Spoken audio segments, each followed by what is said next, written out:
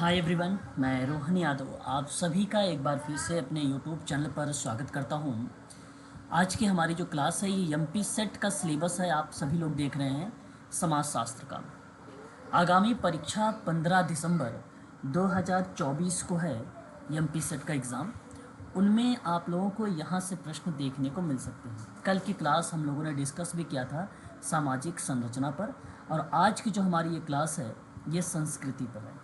प्रतिदिन MP set की class सुबह आप सभी लोगों की चलाई जाती है मॉर्निंग में 8 to 9 AM।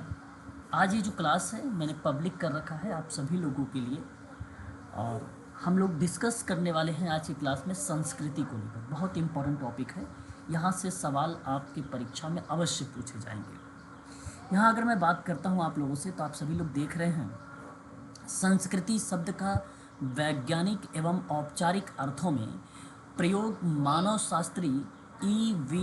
टाइलर के द्वारा 1871 में अपनी एक पुस्तक थी उनकी प्रिमिटिव कल्चर। इस प्रिमिटिव कल्चर में संस्कृति के बारे में पूरी डिटेल इन्फॉर्मेशंस देखने को मिलती है। ठीक है, इनका पूरा नाम है E.V. टाइलर का एडवर्ड ठीक है बर्नेट टाइलर, ये इनका पूरा नाम है। बर्नेट टाइलर महोदय ने 1871 में प्रिमिटिव कल्चर की पुस्तक लिखी, और इस पुस्तक में संस्कृति शब्द का वैज्ञानिक और औपचारिक अर्थों का प्रयोग करते हुए समझाया गया है। ये इम्पोर्टेंट चीज़ है, इसको ध्यान रखिएगा। मानव शास्त्र का पिता किसे कहा जाता है, परीक्षा में सवाल बनता है। तो मानव शास्त्र का पिता प्रिमिटिव कल्चर जिन्होंने लिखा है, जिनका नाम है E.V. टाइलर, एडवर्ड बर्नेट टाइलर, इन्हीं को मानव शास्त्र का पिता भी कहा जाता है। याद रखिएगा, आगामी जो परीक्षा 15 दिसंबर 2024 को है एमपी सेट का समाजशास्त्र में, वहाँ अप्लाइड प्रश्न नहीं आने वाले हैं। 90% आप सभी लोगों के लिए फैक्ट वाले प्रश्न आने वाले हैं। सवाल बनेगा कि वैज्ञानिक एवं औपचारिक अर्थों में प्रयोग करने वाला मानव शास्त्री कौन है निम्न में, तो आपको ढूंढना होगा। एक ऑप्शन में E.V. टाइलर का नाम मिलेगा, या तो आपसे पूछेगा कि प्रिमिटिव कल्चर की पुस्तक के लेखक कौन है, तो भी आपको याद रखना होगा एडवर्ड बर्नेट टाइलर। या आपसे पूछेगा कि प्रिमिटिव कल्चर की पुस्तक कब प्रकाशित हुई, तो 1871 ऑप्शन को सही करना होगा।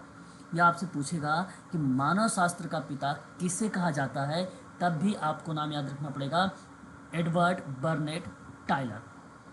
ये वन लीनियर के रूप में मैं आप लोगों को यहाँ पर बता रहा हूँ, हालांकि ये बहुत इंपॉर्टेंट टॉपिक है ना। समाजशास्त्र में संस्कृति को मानव शास्त्र से लिया गया है, लैटिन भाषा के शब्द कल्चरा। तो संस्कृति लैटिन भाषा से बनी हुई है, जिससे बेसिकली कल्चरा से बनी हुई है। संस्कृति के दो भागों में बांट दिया गया, एक है संस्कृत जो शुद्ध है, और एक है संस्कार जो कृत्य है। कृत्य मीन्स कार्य होता है, टास्क होता है। ये भी आपको ध्यान में रखना होगा। ठीक है, तो टाइलर महोदय के बारे में अगर हम बात करते हैं, आदिम समाज और सभ्य समाजों के बीच में जो है संबंधों पर बहुत बहस करते हैं, और उनके आधार पर इन्होंने वैज्ञानिक एवं औपचारिक अर्थों में संस्कृति शब्द को डिफाइन किया है। साथ ही साथ आपको ये ध्यान रखना है कि इस लैटिन भाषा के शब्द से कल्चर को बनाया गया है, जिसका बेसिकली मीनिंग बनाया जाता है कि दो भागों में, एक का अर्थ बनेगा संस्कृत, जिसको हम लोग शुद्ध के रूप में कहेंगे, दूसरा संस्कार, जिसे हम कृत्य के रूप में दर्शाएंगे। तो एडवर्ड बर्नेट टाइलर की परिभाषा सबसे अच्छी मानी गई है। इन्होंने इसे परिभाषित करते हुए कहा है कि संस्कृति वह संपूर्ण जटिलता है जिसमें ज्ञान, विश्वास, कला, नैतिकता, कानून, प्रथा तथा वे सभी क्षमताएं एवं गुण सम्मिलित हैं, जिन्हें मानव समाज का सदस्य होने के नाते सीख कर विरासत के रूप में प्राप्त होते हैं या प्राप्त करते हैं। तो इस तरीके से इन्होंने एक परिभाषा दर्शाते हुए कहा है कि संस्कृति क्या है। तो संस्कृति को इन्होंने एक संपूर्ण जटिलता से रिप्रेजेंट किया है और कहा है कि जिसमें ज्ञान, विश्वास, कला, नैतिकता, कानून, प्रथा तथा वे सभी क्षमताएं एवं गुण सम्मिलित हैं जिन्हें मानव समाज का सदस्य होने के नाते सीख कर विरासत के रूप में प्राप्त होती है। तो एक परिभाषा के रूप में यहाँ पर प्रस्तुत होता है। ठीक है, आगे देखिए यहाँ पर एक नाम और आता है। क्रोबर तथा क्लूखॉन ने संस्कृति को 108 परिभाषाओं का संकल्प किया है। संस्कृति केवल मनुष्यों में पाई जाती है, ना कि पशुओं में। ठीक है, संस्कृति एक सीखा हुआ व्यवहार है जिसे मनुष्य अपने पास कुछ समय तक संचित करता है, फिर पीढ़ी दर पीढ़ी सिखाकर उसका हस्तांतरण करता है। ठीक है, तो इस प्रक्रिया में नाम आता है क्रोबर का। तो संस्कृति की अगर हम बात करते हैं 108 परिभाषाओं का संकल्प किसने किया है, तो क्रोबर और क्लूखॉन का नाम आप लोग दर्शा सकते हैं। तो मैं यहाँ पर आप लोगों को जो इम्पोर्टेंट तथ्य दे रहा हूँ इसे आप ज़रूर नोट करिएगा, क्योंकि आगामी परीक्षा 15 दिसंबर को है। MSW के स्टूडेंट इस बार सोशल वर्क के सिलेबस ना पढ़े। भाई कई स्टूडेंट मुझे कॉल करके पूछते हैं कि मुझे MP सेट का एग्ज़ाम दे रहा है और मैं ये क्या पढ़ना चाहिए।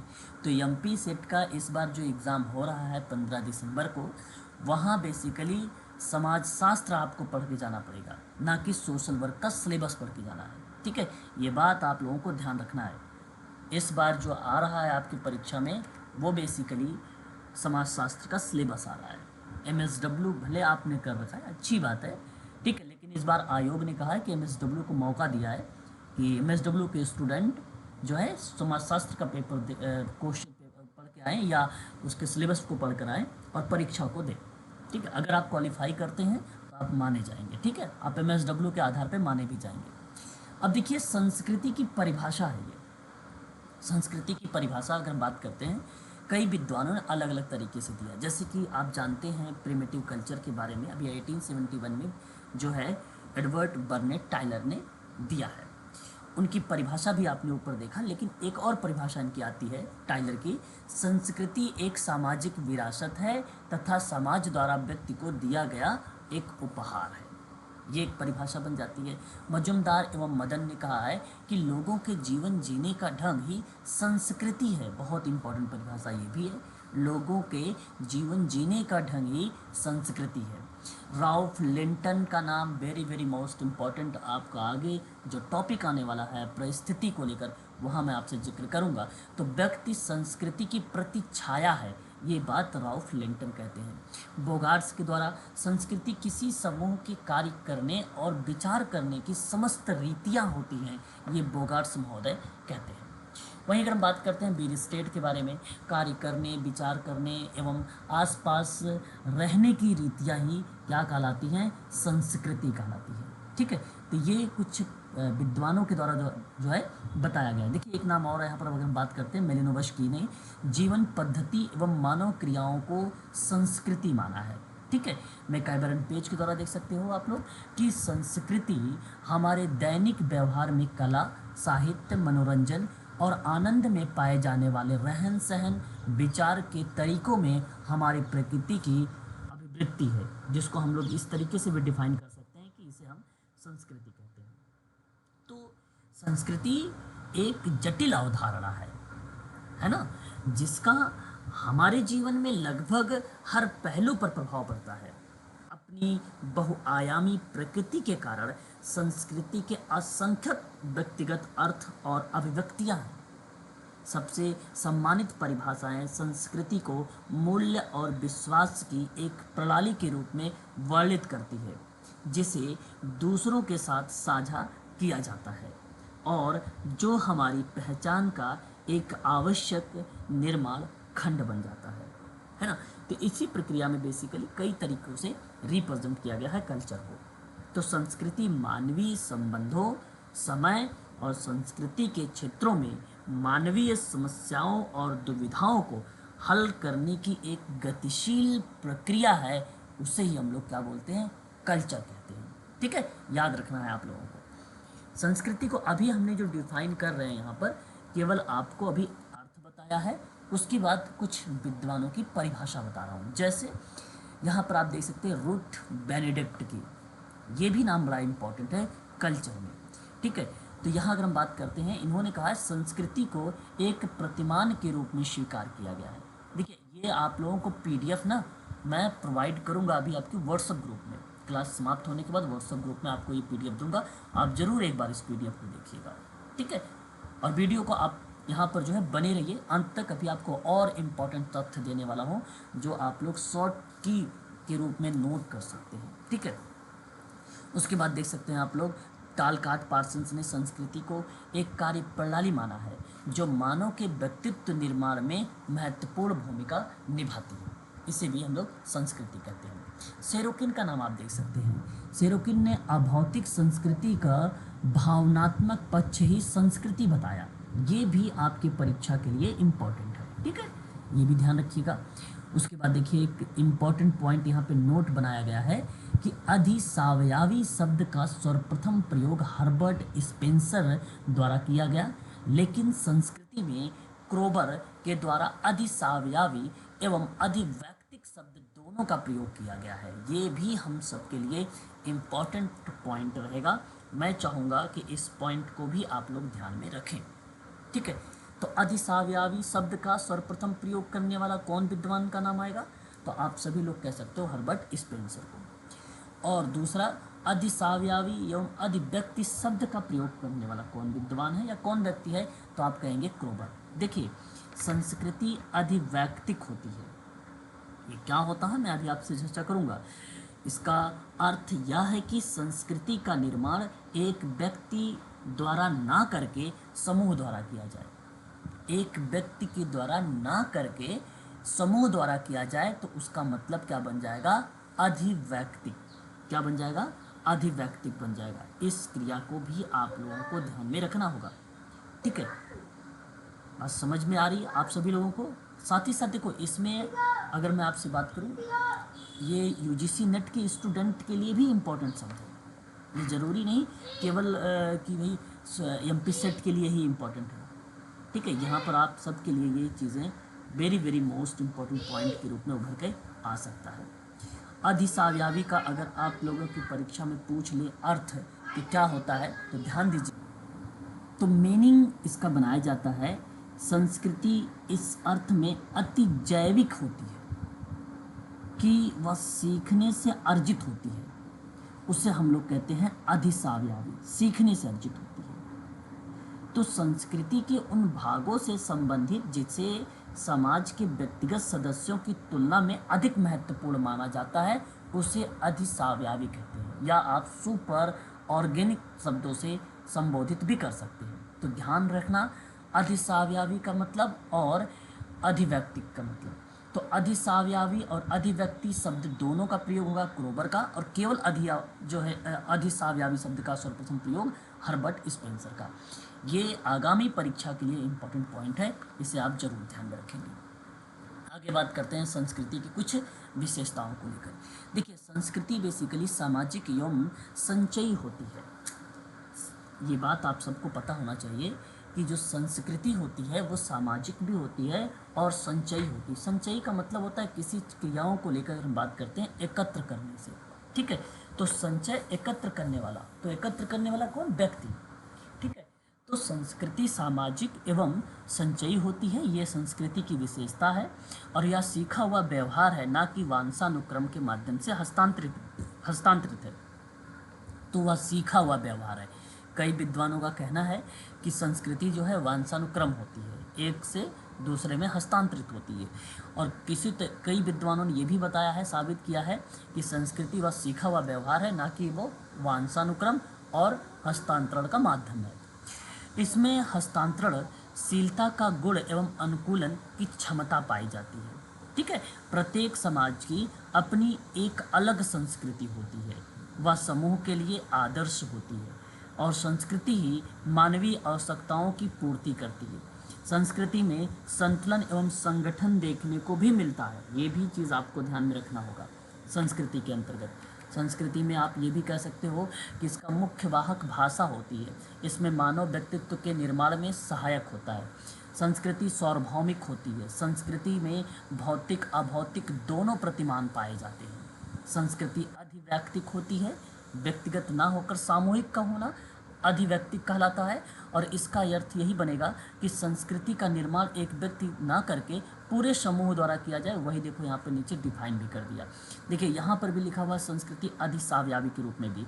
इसका अर्थ होता है कि संस्कृति का निर्माण मानव शरीर के द्वारा किया जाता है, लेकिन मानव शरीर नाशवान है, जबकि संस्कृति का कभी अंत नहीं होता है। इस शब्दों में बात अगर किया जाता है तो याद रखिएगा हर्बर्ट स्पेंसर।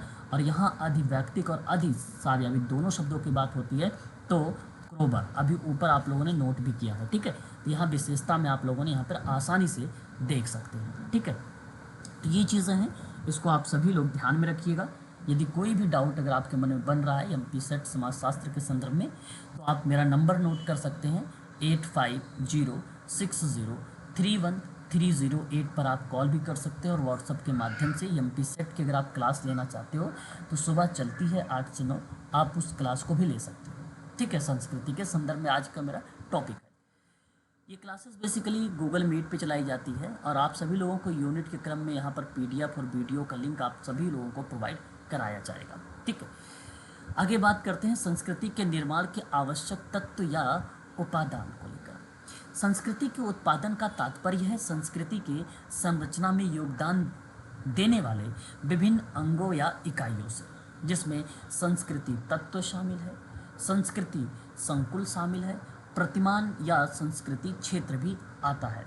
तो ये तत्व आपसे अगर परीक्षा में पूछे कि संस्कृति निर्माण के आवश्यक तत्व कौन कौन से होते हैं, ठीक है, तो आप सभी लोग आसानी से बता सकते हैं ये 4 नाम।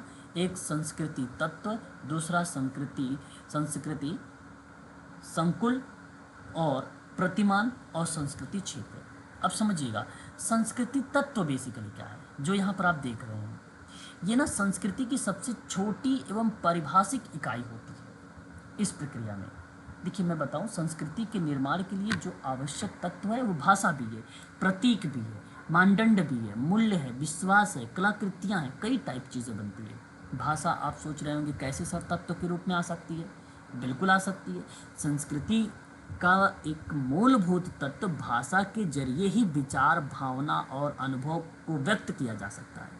भाषा के जरिए ही पीढ़ियों के बीच ज्ञान, विश्वास और मूल्यों का संचार होता है। तो ये भी एक एलिमेंट हुआ ना। एक अगर हम बात करते हैं प्रतीक भी है एलिमेंट तत्वों में। प्रतीक कैसे? संस्कृति के प्रमुख तत्वों में एक है। जैसे अगर मैं बात करूं अभिव्यंजक प्रतीक, ये संचार और प्रतिनिधित्व का साधन होते हैं। इसका इस्तेमाल सांस्कृतिक पहचान और अर्थ व्यक्त करने के लिए किया जाता है। प्रतीक का मतलब सिंबल जिसको हम लोग बोलते हैं। एक होता है मानदंड, ये भी तत्व है।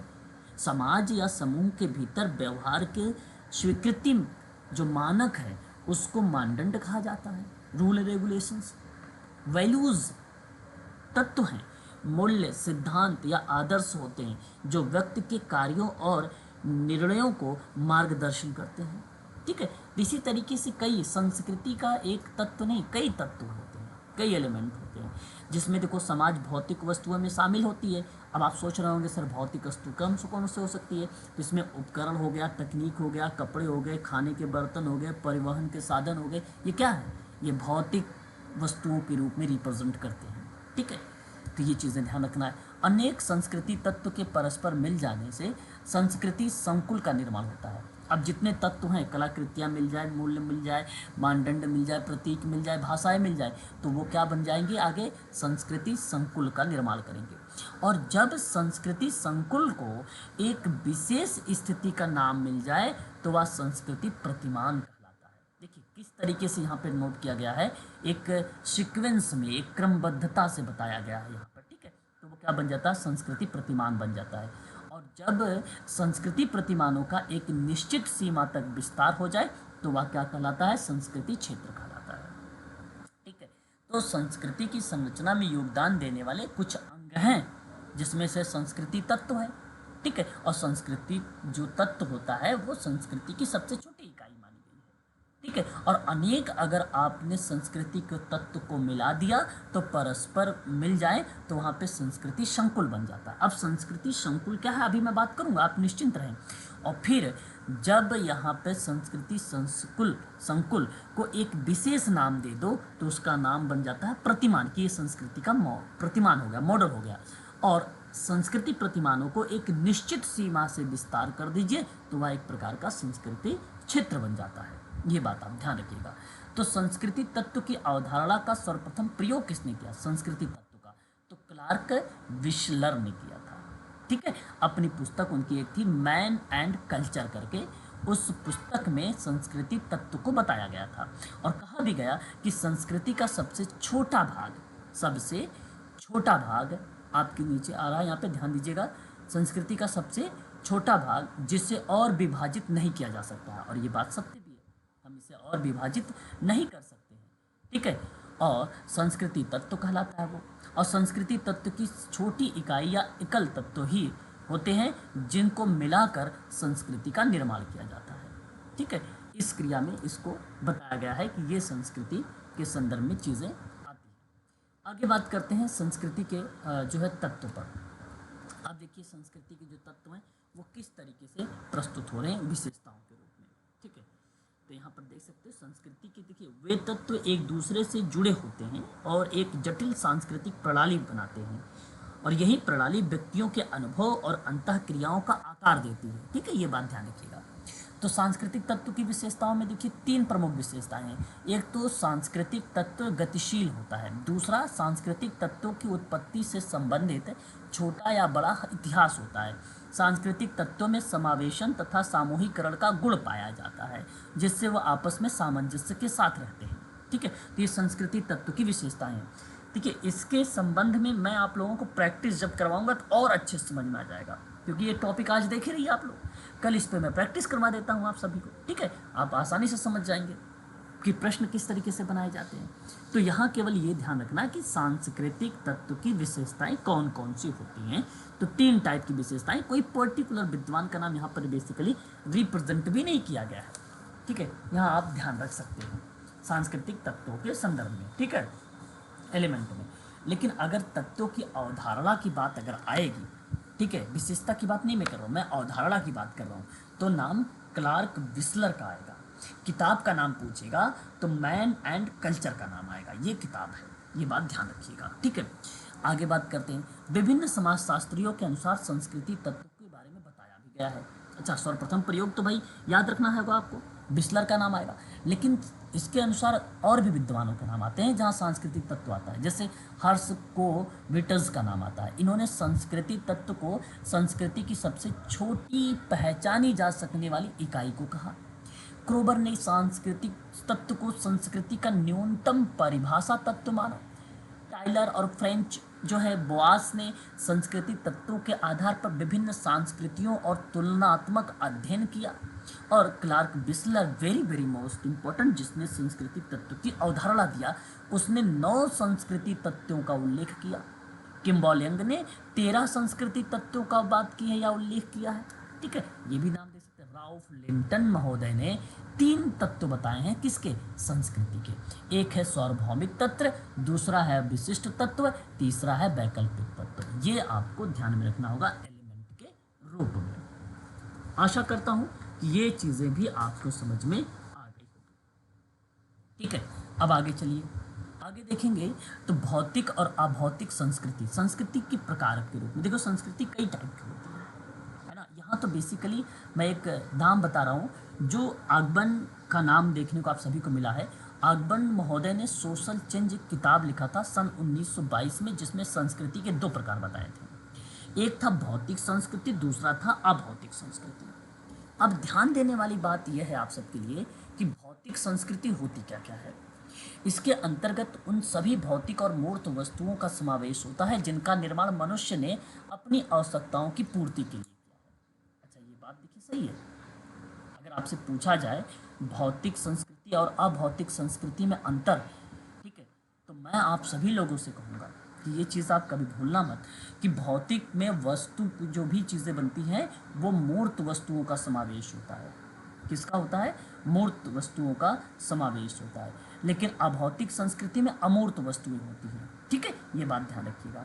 इसकी देखिए प्रकृति जो होती है भौतिक संस्कृति की, इसके जो नेचर होता है वो मापनीय होता है, लेकिन अभौतिक संस्कृति अमूर्त होने के साथ साथ मैं आपसे बता दूं कि संस्कृति को निश्चित नाम असंभव है, या इसका निश्चित नाप हम नहीं कर सकते हैं अभौतिक संस्कृति को।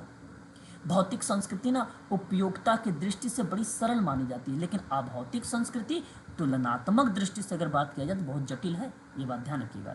भौतिक संस्कृति में ग्रहणशीलता का गुण पाया जाता है, लेकिन अभौतिक संस्कृति में दूसरे समूह की अभौतिक संस्कृति को विशुद्ध रूप में ग्रहण नहीं कर सकते हो आप लोग। ठीक है, ये बात अभी आपको ध्यान में रखना होगा इनके परिप्रेक्ष्य में।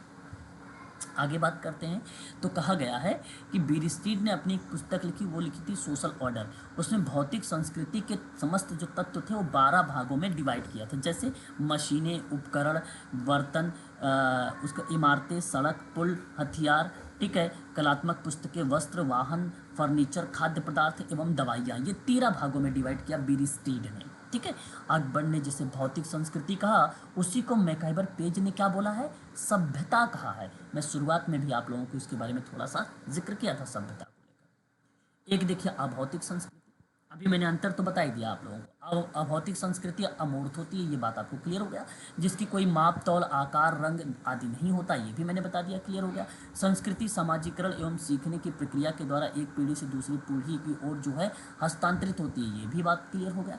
वो हस्तांतरण नहीं होता है भौतिक संस्कृति, लेकिन अभौतिक संस्कृति हस्तांतरण होती है। ये प्रश्न जरूर 15 दिसंबर 2024 में आपको देखने को मिल सकता है, ध्यान रखें एमपी सेट के स्टूडेंट। देखिए बीरिस्टीड के द्वारा 2 भागों में डिवाइड हुआ। एक तो देखो यहाँ पर देखिए विचार आया, दूसरा आदर्श व्यवहार का नियम आया। जो विचार था इसमें 8 प्रकार की बताए गए। 8 प्रकार के विचार किसने बताया अभौतिक संस्कृति में, बीरिस्टीड ने बताया। नाम क्या था, वैज्ञानिक सत्य, धार्मिक विश्वास, पुराण कथा जो है, उपव्याख्यान, साहित्य, अंधविश्वास, सूत्र एवं लोक कथाएं। आदर्श व्यवहार नियम बेसिकली क्या है, ये संबंध विचार से नहीं बल्कि उन तरीकों और नियमों से है जिसे संस्कृति अपना आदर्श जो है मानती है। तो इसमें 14 भाग बताए नियम। कितने आदर्श व्यवहार के नियम बताएं, 14 बताएं। तो देख सकते हो आप लोग, कानून, अधिनियम, नियम और नियमन, प्रथाएं, लोकाचार, फैशन, जनरीतियाँ, कर्मकांड और परिपाटी, निषेध और सदाचार, अनुष्ठान एवं संस्कार। ये 14 भागों में डिवाइड करने वाले आदर्श व्यवहार नियमों को बीरिस्टीड महोदय हैं, ये बात ध्यान रखिएगा। मेलिनोवस्की, गेडेंस तथा ऐसी दुबे के साथ साथ अकबर महोदय ने जैसे समाजशास्त्रियों ने भौतिक और अभौतिक संस्कृति को कारकों को एक साथ मिलाकर संस्कृति को परिभाषित करने का प्रयास किया था। ये 4 विद्वान। तो परीक्षा में सवाल बनता है कि बताइए और निम्न में कौन सा विद्वान नहीं है जो भौतिक और अभौतिक कारकों को एक साथ मिलाकर संस्कृति को परिभाषित करने में असफल रहा हो। तो ये 4 तो में से 3 नाम आएंगे और एक नाम डिफरेंट आ जाएगा, ये बात आपको ध्यान रखना होगा। ठीक है, आगे बात करते हैं संस्कृति संकुल को लेकर। अब देखिए संस्कृति संकुल क्या है, जिस प्रकार से मनुष्य शरीर की संरचना हाथ, पैर, मुख, नाक आदि से होती है, तो दूसरे शब्दों में विभिन्न संस्कृति तत्व जब एक व्यवस्थित क्रम से एक दूसरे के साथ मिलकर उपयोगी बनते हैं तो उसे हम लोग संस्कृति संकुल कहते हैं। जैसे घड़ी हो गया, विवाह हो गया, मकान हो गया, विली के फुटबॉल के खेल को संस्कृति संकुल माना जाता है। अभी और आसानी से आप समझोगे कि संस्कृति संकुल बेसिकली किस तरीके से डिफाइन करने का प्रयास हो रहा है या किया जा रहा है। मेरा कहने का मतलब ये है कि शरीर की संरचना, आप समझिएगा, शरीर की संरचना जैसे हाथ, पैर, मुख, नाक, कान इत्यादि से बेसिकली मिलकर बनाई जाती है, उसे हम लोग क्या बोलते हैं, संस्कृति संकुल कहते हैं, है ना, संस्कृति संकुल कहते हैं। तो विभिन्न सांस्कृतिक तत्व जब व्यवस्थित क्रम में रहते हैं, एक दूसरे से मिलते हैं, तो उस क्रिया में इसको बोला गया है। जैसे हावेल एक विद्वान है, संस्कृति संकुल आपस में घनिष्ठ रूप से संबंधित तत्वों का एक जाल माना जाता है, तो ये हावेल के द्वारा बताया गया। ठीक है, उसके बाद देखिए जो है विडिंगटन का नाम आता है। संस्कृति संकुल को इसने क्या बोला, सांस्कृतिक तत्वों का प्रकारात्मक जो है सहमिलन है। और सांस्कृतिक प्रतिमान में रूथ बेनेडिक्ट का नाम आता है। Pattern of culture, very very most important किताब, ये यूजीसी नेट सोशल वर्क में, सोशोलॉजी में, कई परीक्षाओं में ये सवाल जो है पूछा गया है और एग्ज़ाम में आता भी है दबा के। तो मैं आपको बता दूं, रूथ बेनेडिक्ट ने नृविज्ञान में बेसिकली इसका प्रमुख योगदान था। तो उस समय इन्होंने संस्कृतियों की तुलना करके उनके बारे में, उसके मानव व्यवहार की जो भी संभावित सीमाएं होती हैं उसको देकर डिवाइड किया था इसमें। तो मैं कहूँगा कि इसका जो तर्क था वो बेसिकली व्यक्तित्व पे था। तो उसने किताब लिखा सन 1934 में और उस किताब का नाम था पैटर्न ऑफ कल्चर 1934 में। ठीक है, नाम भी आता है रूथ बेनेडिक्ट का, ये परीक्षा में कई बार रिपीट हुआ है। और सांस्कृतिक प्रतिमान की अवधारणा को विकसित किया। जब संस्कृति संकुल के लिए एक नियम और कानून का निर्माण हो जाता है और उसे एक नाम मिल जाता है तो वही संस्कृति प्रतिमान कहलाता है। दूसरे शब्दों में आप ये कह लीजिए, संस्कृति संकुल को उस अवस्था को जिसमें संपूर्ण संस्कृति की विशेषता व्यक्त होती हो, जहाँ सांस्कृतिक प्रतिमान का रूप बनता हो या वो कहलाता हो या मॉडल बनता है।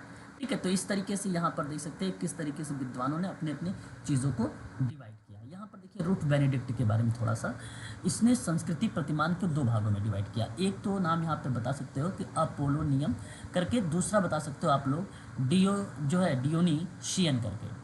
तो आपको मैं बता दूं, जो अपोलो ग्रीक वासियों के कृपालु एवं सुखदायक सूर्य देवता का नाम है और ये लोग जो है संयमी, उदार और सहयोगी होते हैं। जैसे अगर मैं बात करूं जूनी जनजाति के लोग, ठीक है, ये संस्कृति के प्रतिमान है। ये जो है रूथ बेनेडिक्ट के दो भागों में। ठीक है, दूसरा देखिए, अगर मैं बात करता हूँ डायोनीशियन शब्द को, तो ये लोग ना व्यक्तिवादी, अतिवादी और संघर्षकारी एवं दूसरों के कष्टों में सुख होने वाले होते हैं। ठीक है, खुश होने वाले, दूसरे के कष्टों में, जैसे व्यक्तिवादी, अतिवादी, संघर्षवादी, दूसरे के कष्टों में ये क्या होने वाले हैं, खुश होने वाले व्यक्ति हैं। जैसे डोबू और एक अगर हम बात करते हैं क्वाडिटल जनजाति, ये दो जनजातियां हैं बेसिकली। ये रूथ बेनेडिक्ट के प्रतिमानों में नाम हम लोगों को देखने को मिलता है। ठीक है, तो जीनी, डोबू और क्वाइटुअल सांस्कृतिक, जहाँ पे मैं आप ये भी कह सकते हैं क्वाइटिटल जनजाति। ठीक है, यहाँ पे ड्यूबू और क्वाकिटल की डटल जनजाति है। ये इन जनजाति के बारे में कौन सी किताब में जिक्र किया गया, पैटर्न, ये बात ध्यान रखिए, पैटर्न ऑफ कल्चर कब, 1934 में। ये परीक्षा में भी सवाल बना सकता है। ठीक है, थोड़ा सा यहाँ पे आप ध्यान रखिएगा, इस प्रोनाउंसिएशन को आप लोग जो है 2-4 बार पढ़ेंगे तो आपको सही प्रोनाउंसिएशन आ जाएगा इसमें। ठीक है, तो ये इसके बारे में आपको थोड़ा सा ध्यान रखना होगा। पैटर्न ऑफ कल्चर नामक किताब आर बेनेडिक्ट का लिखी गई है 1934 में। ठीक है, ये बात ध्यान रखेंगे आप सभी लोग। क्वाइकियूटल संस्कृतियों की तुलना या जनजातियों की तुलना भी इसे कहा जाता है। ठीक है, ये बात ध्यान रखिएगा इसी किताब में। आगे बात करते हैं सांस्कृतिक क्षेत्र के बारे में। सर्वप्रथम सांस्कृतिक क्षेत्र का प्रयोग करने वाला क्लार्क बिशलर का नाम अमेरिकन इंडियन लोगों की संस्कृतियों का अध्ययन के दौरान किया था। प्रत्येक संस्कृति का एक सांस्कृतिक क्षेत्र होता है। दूसरे शब्दों में, किसी सांस्कृतिक तत्व या संकुल का प्रसार जहाँ तक होता है उसी ही संस्कृति का क्षेत्र कहा जाता है। और ये बात सही भी है। ठीक है, तो यहाँ पे नाम भी क्लार्क बिशलर का नाम याद रख सकते हैं। अब देखिए, इसके क्षेत्र विभिन्न स्वरूप होते हैं, जैसे उप संस्कृति का क्षेत्र है, प्रतिरोधी संस्कृति का क्षेत्र है। ठीक है, ये भी नाम देखने को मिला। सीमांत संस्कृति का क्षेत्र है, स्वायत्त संस्कृति का क्षेत्र है। ठीक है, ये स्वायत्त संस्कृति का क्षेत्र का प्रतिपादक अगर नाम पूछता है तो रॉबर्ट रेडफील्ड का आता है। ये भी आपके लिए इम्पॉर्टेंट रहेगा। ठीक है, ये भी आप ध्यान रखेंगे। चरम संस्कृति का क्षेत्र आता है, ये वेबर के द्वारा किया गया है। ठीक है, तो इस तरीके का नाम जो है बेसिकली आता है परीक्षा में, तो आप आसानी से उन नामों को भी संबोधित कर सकते हैं या उसको बता सकते हैं। ठीक है, ये आप लोगों को ध्यान में रखना होगा। ठीक है, अगर आपसे पूछेगा यहाँ पर कि प्रतिरोधी संस्कृति के क्षेत्र में किसका नाम मिला, तो मिल्टन का नाम। सीमांत संस्कृति क्षेत्र में किसका नाम देखने को मिला था, तो वो सीमांत संस्कृति क्षेत्र बेसिकली बिशलर का ही आता है। स्वायत्त संस्कृति का क्षेत्र रॉबर्ट रेडफील्ड का नाम आता है। चरम संस्कृति का क्षेत्र किसका नाम आता है, जहाँ पे सर्वाधिक लक्षण पाए जाते हैं सांस्कृतिक के, तो आप लोग बताइएगा, वेबर का नाम आता है। ठीक है, ये बात आप ध्यान रखिएगा।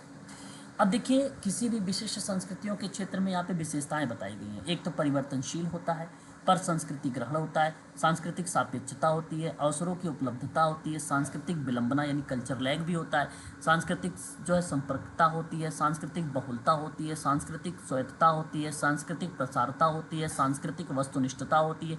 ये बेसिकली क्या है, विशिष्ट संस्कृति क्षेत्र की ये विशेषताएं बताई जाती हैं सांस्कृतिक क्षेत्र में। संस्कृति के आवश्यक तत्व क्या है, जॉनसन ने 4 तत्व बताए, ज्ञान, विश्वास, मूल्य, मानदंड एवं संकेत, ठीक है। और मेटा स्पेंसर ने बेसिकली अगर हम बात करते हैं तो ये 6 तत्व बताए, प्रतीक, मूल्य, मानदंड, लोक साहित्य, कानून और विचारधारा। ये 6 टाइप के आवश्यक तत्व बताएं संस्कृति के। संस्कृति के प्रकार देखिए, आगमन के द्वारा 2 प्रकार हैं, एक तो भौतिक है, दूसरा अभौतिक है। क्रोबर के द्वारा 2 प्रकार का है यहाँ पर भी, एक है क्षेत्रीय संस्कृति, दूसरा है सार्वभौमिक संस्कृति। बिरिस्टिड के द्वारा 3 प्रकार का है, एक विचार है, दूसरा व्यवहार है, तीसरा आदर्श नियम है। ये भौतिक पदार्थ भी बताया है क्या, यहाँ भौतिक पदार्थ तो विचार है, एक व्यवहार है, आदर्श नियम है और भौतिक पदार्थ भी 4 प्रकार का होगा। इसके 3 प्रकार नहीं हुआ, इसका 4 प्रकार का होगा, ठीक है। और क्योवाल्ड एवं ओहलीन के द्वारा 3 प्रकार के बताए गए, ठीक है। अपराधी उप संस्कृति, संघर्ष उप संस्कृति और पिछड़ी उप संस्कृति बताए गए हैं, ठीक है। ये 3 प्रकार के बताए गए हैं क्योवाल्ड एवं ओहलीन के द्वारा। संस्कृति विकास के स्तर या चरण देख लीजिए, मॉर्गन के 3 चरण है, ये परीक्षा में आया हुआ सवाल है, ठीक है। अगर हम बात करते हैं जंगली या जंगली या असभ्य अवस्था, जहाँ आग जलाना होगा, ठीक है, एवं धनुष तीर होगा, ठीक है। उसके बाद देखिए बार्बर अवस्था, दूसरी अवस्था को बताया इसने, बर्तन बनाना, कृषि और लोहे के औजार बनाना, सभ्य इत्यादि, ठीक है। और नहीं, ये औजार बनाना, तीसरा हो जाता है सभ्य अवस्था, लेखन एवं कला जो है बताए। ये 3 अवस्थाओं के बारे में या 3 स्तर के बारे में जिक्र किया। तो एक आपका जंगली या असभ्य अवस्था, दूसरा बार्बर अवस्था, तीसरा सभ्य अवस्था। ये 3 टाइप की जो है बेसिकली अवस्थाएं थी या इसका चरण था।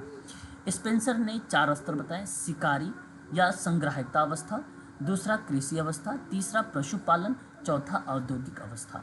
एस.सी. दुबे ने 6 स्तर बताए हैं, आदि पाषाण काल, पूरा पाषाण काल, नवपाषाण काल, ताम्र पाषाण काल, जो है पाषाण काल, लौह पाषाण काल। ये 6 टाइप के बेसिकली एस.सी. दुबे के द्वारा संस्कृति को बताए गए हैं। संस्कृति से संदर्भ में कुछ सिद्धांत आते हैं, जैसे एक देखो प्रसारवादी सिद्धांत है, ये राउफ लिंटन का है, ये भी हमारे लिए इम्पोर्टेंट रहेगा। वेरी वेरी मोस्ट इंपॉर्टेंट प्रकारवादी सिद्धांत भी आएगा आपका। यहाँ इसके जनक जो है मेलिनोवस्की और रेडक्लिफ ब्राउन है। यह सिद्धांत ये कहता है कि मनुष्य में जिस तरह की विभिन्न अंगों का होना आवश्यक है, ठीक उसी प्रकार ना समाज के लिए विभिन्न अंगों का होना भी आवश्यक है। प्रकारवादी सिद्धांत मेलिनोवस्की और रेडक्लिफ ब्राउन का नाम आता है। तीसरा आता है विकासवादी, ये सिद्धांत ही इंपॉर्टेंट है, ध्यान रखेंगे। यहाँ पे अगर हम बात करते हैं, इसको क्लासिक एवं रेखीय सिद्धांत भी कहा जाता है। इसके समर्थक मॉर्गन हो गए, फ्रेजर हो गए, टाइलर हो गए, हेनरी मैन हो गए, मैकलेन हो गए और स्पेंसर हो गए।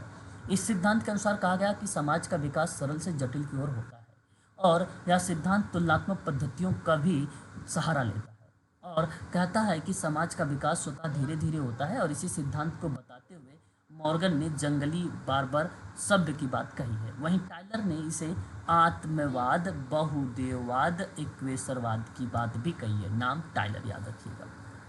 आगे देखिए कुछ किताबें आ रही हैं और ये किताबें के बारे में जिक्र किया गया है जो कल्चर को रिलेट करती है। एक तो कल्चर सोशोलॉजी है, एक कल्चर एंड सोसाइटी है, दूसरा the social structure and values है गिलीन की, ठीक है। तो यहाँ पर आप 3 किताबों का नाम देख सकते हैं, तीनों किताबों के विद्वानों के नाम भी।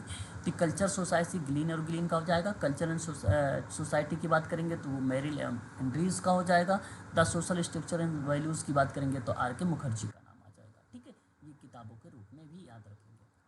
संस्कृति में देखो कुछ प्रमुख सिद्धांत आए और उसकी विचार परीक्षा में आते हैं। सांस्कृतिक संपर्क का नाम पूछेगा कि कौन विद्वान का नाम आ रहा है तो रेडक्लिफ ब्राउन का नाम लगाइएगा। विसंस्कृतिकरण का नाम अगर पूछेगा तो मजुमदार का नाम लगाइएगा। पुनः संस्कृतिकरण के बारे में पूछेगा तो डॉक्टर योगेंद्र सिंह का नाम लगाइएगा। संस्कृति आघात के बारे में अगर पूछेगा तो विलियम जे गुड्डे का नाम लगाइएगा। संस्कृति अवशेष के बारे में अगर पूछता है तो राइनहर्ट एवं जो है बेडिंगटन का नाम लगाइएगा। संस्कृति विकल्प का नाम आता है अगर है तो विकल्प का तो राउफ लिंटन का नाम लगाइएगा। संस्कृति केंद्र का नाम आता है तो हर्ष कोविटिस का नाम लगाइएगा। संस्कृति सामग्री का नाम आता है तो टालकाट पार्सन्स का नाम लगाइएगा। और संस्कृति त्वरण का नाम अगर आता है तो हेट का नाम आप लोग लगाइए। ये वही हेट हैं जो गुड्डन हॉट के साथ आते हैं, गुड्डे के साथ आते हैं, ठीक है। और सांस्कृतिक चक्र के बारे में पूछेगा तो सेरोकिन का नाम लगाइएगा। संस्कृति लय के बारे में अगर पूछता है तो लोप लर का नाम लगाइएगा। तो ये था कल्चर के बारे में पूरी डिटेल इन्फॉर्मेशन, ठीक है। संस्कृति के बारे में। इसकी पीडीएफ मैं आप लोगों को अभी व्हाट्सएप ग्रुप पर प्रोवाइड करा दूंगा, आप लोग इसे देख लीजिएगा। लेकिन जितने इम्पोर्टेंट पॉइंट थे यहाँ से संस्कृति के बारे में अगर सवाल आएगा तो यहीं से आने वाला है, इससे बाहर नहीं आएगा कल्चर में, ये बात ध्यान रखिएगा। कल्चर ये डीप में पूरी नॉलेज है, एक बार इस वीडियो को और देख सकते हो आप लोग, ठीक है। तो पूरी डीप में नॉलेज आपके पास हो जाएगी। संस्कृति से श्योर है कि 2 प्रश्न आने हैं और 2 प्रश्न जो भी आएंगे आपके फिर गलत नहीं होंगे अगर आप इसी पीडीएफ को अच्छे से देख लीजिए और इसकी नोट्स को आप अच्छे से अगर आप पढ़ लेते हैं, ठीक है। तो इससे बाहर आने वाले भी नहीं है। तो मैं इसकी प्रैक्टिस मैं आप लोगों को कल करवाऊँगा। आज के लिए बस इतना ही रखता हूँ। कल हम लोग डिस्कस कर लेंगे यहाँ पर जो है नेटवर्क के बारे में, परिस्थिति एवं भूमिका के बारे में, पहचान के बारे में, ठीक है। क्लास का समय यूजीसी नेट का जो भी है आप सभी को पता है, यूजीसी नेट का क्लास तो शाम को चलती है, वो 8 से 9 चलती है, ठीक है। 8 से सॉरी वो यूजीसी नेट की जो क्लास चलती है यूजीसी नेट की, वो 7 से 8 चलती है, शाम को चलती है, ठीक है। और जो एमपी सेट की क्लास है बेसिकली सोशोलॉजी की, वो चलाई जाती है सुबह में चलती है 8 से 9 सुबह में चलती है। और शाम को चलती है यूजीसी नेट की। और अगर आप यूजीसी नेट सोशल वर्क से तैयारी कर रहे हैं, इसकी फ़ीस मात्र 3000 है, ठीक है। और एमपी सेट की जो फीस रखी गई है मात्र 2500 रुपये रखी गई है। आप लोगों को 2500 में मॉक टेस्ट है, पीवाईक्यू भी है यूजीसी नेट सोशल समाजशास्त्र का, ठीक है। साथ ही साथ पूरी पीडीएफ है, यूनिट नंबर 1 से लेकर यूनिट नंबर 10 तक का पूरा यूनिट आपका कवर किया जाएगा, पूरी डिटेल इन्फॉर्मेशन दी जाएंगी। आप लोग निश्चिंत रहें। एक्स्ट्रा क्लासेस भी आप सभी लोगों की इसी में शामिल की गई हैं, ठीक है। आपका सिलेबस कवर होगा, ठीक है। आप निश्चिंत रहें समाजशास्त्र के संदर्भ में, ठीक है। और अधिक जानकारी अगर आपको चाहिए तो मेरा नंबर आप नोट कर सकते हो 8506031308 पर। आप मुझे व्हाट्सएप पर भी बातचीत कर सकते हो और कॉल के माध्यम से भी बातचीत कर सकते हो, ठीक है। आज के लिए बस इतना है।